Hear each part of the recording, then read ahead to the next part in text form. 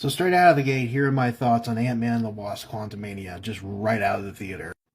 There are a lot of bad reviews right now on the internet, but I'm going to get to that in a second. Long story short, don't pay attention to most of those. It's still fun. It's one of the weakest MCU films to date, but it's still a good time.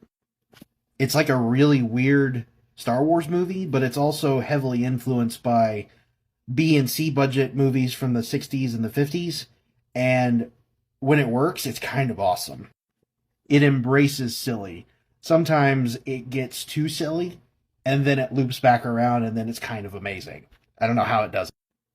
Some thoughts, though, on why it doesn't fire on all cylinders and be like a really great movie. If the rumors are true, at least part of the reason is because of former CEO of Disney, Bob Chapek, who apparently is part of the reason why Disney's output in the last few years has just been weak sauce all the way across. He was apparently not a good boss and not a good person. He spread Feige way too thin, so the quality control was kind of wonky and non-existent on some of these movies, so that's probably at least part of the reason. Chapek is no longer with Disney, so hopefully under Bob Iger's new management, we'll start to see over the next few years that will start to fade away. Also, though, to be fair, I don't think Peyton Reed, no offense to him, is a strong enough director to be dealing with some of the bigger ideas that he's dealing with.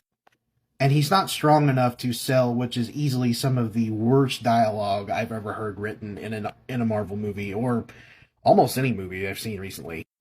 It could have been fixed in a rewrite, and honestly, it wouldn't have been that hard, but it's really tepid and half-baked. It's just not very good.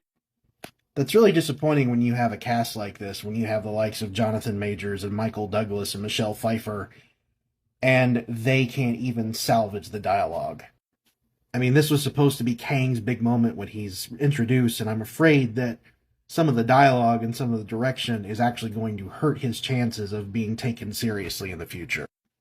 All that aside, a little conspiratorially, I think some of the outlets and the pundits who actually gave this movie a bad review only did it because, minor spoiler, Cassie Lang is very outspoken about eat the rich and fight the power. Her values are pretty front and center at the beginning of the movie.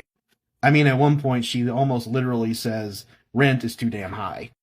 And I think it ruffled some feathers. I don't have any proof of that, but it wouldn't surprise me. Overall, still fun. Ant-Man has never been the strongest franchise in the MCU, but whatever, still a good time. And one of the after-credits scenes is literally a comic panel brought to life, so that was pretty cool.